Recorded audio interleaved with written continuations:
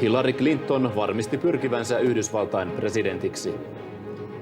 Keskusta on valmis 1,5 miljardin menolisäykseen. Tsekkihyppääjän raju kaatuminen synkensi mielet mäkikisassa. Tässä 10 uutiset. Hyvää iltaa. Hyvää iltaa. Yhdysvalloissa senaattori Hillary Clinton on tehnyt vihdoin sen, mitä häneltä on odotettu. Clinton ilmoitti lähtevänsä mukaan vuoden 2008 presidentinvaalitaisteluun. Hillary Clintonin niskoille lankeavat heti ennakkosuosikin paineet ja myös kilpailijoita riittää. Olen mukana voittaakseni, julisti Clinton. Hän ilmoitti mukaan lähdöstään omilla nettisivuillaan ja ensimmäinen askel oli vaalikomitean perustaminen. Kyseessä ei ollut mikään yllätys. Täällä on vain odotettu päivää, jolloin senaattorin aikeet virallisesti julkaistaan. Päivämäärä onkin varsin osuva, sillä maan uusi presidentti vannoi virkavalansa täsmälleen 2 vuoden kuluttua. Hillary kutsui amerikkalaisia mukaan keskusteluun maan tilasta nettisivuilleen. I'm not just starting a campaign though, I'm beginning a conversation with you, with America. So let's talk. Let's chat. Let's start a dialogue about... Clintonin mukaan hänen sydäntään lähellä ovat terveydenhuolto, sosiaaliturva ja tietysti huonosti menevä Irakin sota. I've spent my entire life trying to make good on it. Whether it was fighting for women's basic rights or children's basic health care, protecting our social security or protecting our soldiers. Hillary Clinton lähtee mukaan vahvasta ennakkosuosikin asemasta, mutta ehdokkuus ei ole mikään itsestäänselvyys. Hillarylla on kiihkeitä kannattajia, mutta myös yhtä kiihkeitä vihamiehiä. Kisaan pari päivää sitten mukaan lähtenyt nuori mustaihoinen senaattori Barack Obama voi myös aiheuttaa yllätyksiä, sillä karismaattisen Obaman suosio kasvaa vauhdilla. Mukana on myös muita vahvoja nimiä, kuten vuoden 2004 varapresidenttiehdokkaana ollut John Edwards. Miehen ongelmana on kuitenkin vaalirahan puute. Kaikkiaan demokraattiehdokkaita uskotaan olevan ennen esivaaleja 10. Yhdysvaltain sotilashelikopteri on syöksynyt maahan Irakissa. Armeija vahvistaa, että turmassa kuoli 13 sotilasta, mutta ei kerro, mikä aiheutti kopterin putoamisen. Yhdysvallat menetti tänään kaikkiaan 16 sotilasta Irakissa. Lähes 4 vuotta sitten alkaneen miehityksen aikana on kuollut yli 3000 yhdysvaltalaissotilasta. Turkin poliisi on julkaissut valvontakamerakuvia armenialaistoimittaja Hrant Dinkin mahdollisesta murhaajasta. Kuvasarjassa teosta epäilty mies juoksee ase kädessä kadulla, jonka varrella Dink ammuttiin eilen. Turkin pääministeri Tayyip Erdoğan vakuutti tänään, että tekijät saadaan kiinni. Armenialaisten kansanmurhasta kirjoittanut Dink sai aiemmin toistuvasti tappouhkauksia kansallismielisiltä turkkilaisilta. Keskustapuolue on esitellyt laajan yli 30-sivuisen vaaliohjelman, joka kelpaa puheenjohtaja Matti Vanhasen mukaan myös hallitusohjelmaksi. Keskusta haluaisi lisätä hyvinvointipalveluja 1,5 miljardilla eurolla ensi vaalikaudella. Keskusta avasi valtakunnallisen vaalikampanjansa Tampereella piikittelemällä kevyesti päävastustajiaan SDP:tä ja kokoomusta. Keskusta haluaa olla nyt rock. Eilen väki otti reippaasti kontaktia pääministeriin keskustan rockitapahtumassa Tullikamarilla Tampereella. Samalla lavalla keskusta avasi tänään myös valtakunnallisen vaalikampanjansa. Puolueessa on havaittu, että suomalaiset ovat arvoiltaan keskustalaisia ja siitä mainostoimiston rustaama iskulause eduskuntavaaleihin. Vähän kuin itseäsi äänestäisit. Näin se vaan on. Vaalikampanjan avaukseen oli kutsuttu myös AY-liikkeen nokkamiehiä. Keskusta haluaa viestittää, että suhteet kolmikantaan ovat kunnossa. Keskusta lähtee voiton tahtoa uhkuen eduskuntavaaleihin. Erityisesti sen täytyisi uskaltaa haastaa toinen hallituspuolue SDP. Pääministerivaali sopii erinomaisesti myös keskustalle. Onhan sen suurin vaalivaltti erityisen suosittu pääministeri Matti Vanhanen.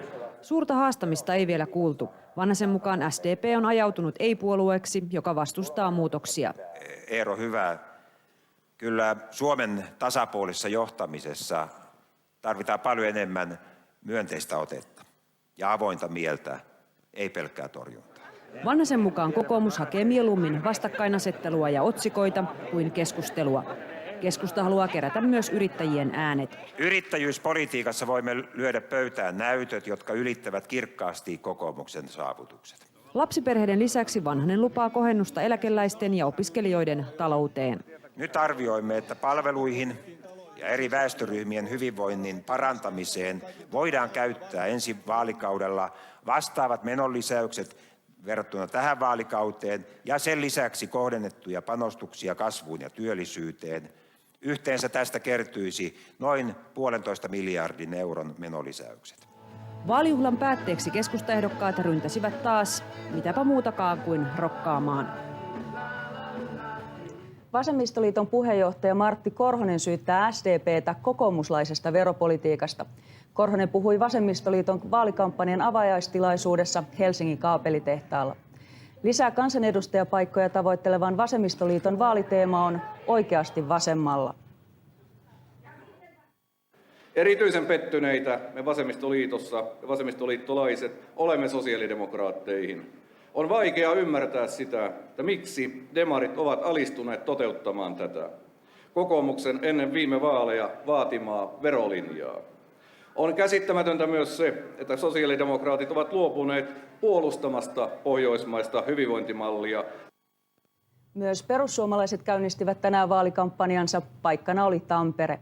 Puheenjohtaja Timo Soini kertoi perussuomalaisten olevan valmiita hallitusvastuuseen, mikäli puolue saa riittävän vaalivoiton. Soini mainitsi ehdoksi myös 2 ministeripaikkaa sekä ohjelman, jolla puututtaisiin pieneläkeläisten, vanhustenhoidon sekä lapsiperheiden ongelmiin. Ja nyt hyviä uutisia niille, jotka ovat kaivanneet lunta tänne eteläänkin. Eli Mette, onko luvassa oikein kunnon pyryä? Kyllä aivan etelään lumisateita yltää ja tuuletkin voimistuvat, mutta kaikkein runsaimmat sateet taitavat jäädä Suomen eteläpuolelle. Tällä hetkellä lounaasta on lumisateita lähestymässä kohti eteläisintä Suomea ja toisaalta myös Lapissa sataa lunta. Ja ensi yö on kyllä kylmä. Niin että huomenna aamulla lämpötilat ovat pakkasen puolella, idässä ja pohjoisessa pakkanen on paikoin kireää, kun siellä tuulet ovat vielä heikkoja.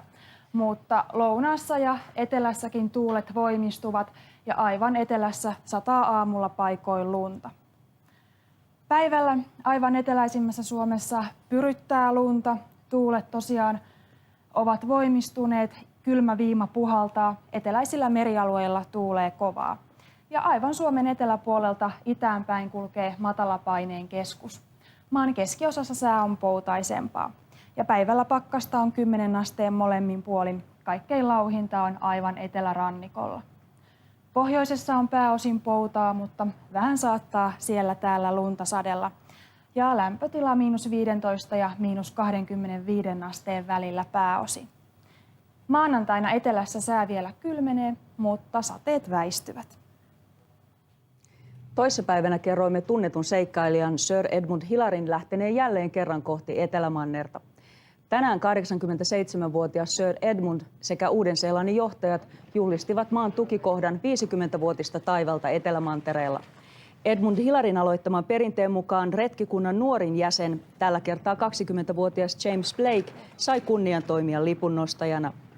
Mount Everestin valloittajana tunnettu Hillary oli perustamassa Uuden-Seelannin tukikohtaa Etelämantereelle vuonna 1957. I can remember stepping out of the helicopter on this spot here and looking around and thinking to myself, this is it. We can head towards the pole, we can do anything. And I must say, Ed, if I'm here at 87 looking like you, I'm going to be feeling very happy indeed. We were adequately clothed, even when the average temperature was around about -30 Celsius. So I don't quite know why we have all this junk. Pakko se on myöntää, ennen oli miehet rautaa. Näin on. Tonne nykyäänkin ainakin Mika, nimittäin tulosruutu tulee näin lauantaiseen tapaan vasta kello 23.35. Mika, mäkihypyssä koettiin tänään pelonsekaisia hetkiä. Kyllä, urheilu on joskus vaarallista ja erityisesti mäkihyppy. Zakopanen maailmancup-kisassa nähtiin tosiaan dramaattinen Tšekin Jan Mazokin kaatuminen. Viime hetken tilanteet Nuorukaisen voinnista tulosruudussa 23.35. Pysykää kanavalla. Näin kannattaa tehdä. Nyt uutisista näkemiin. Näkemiin.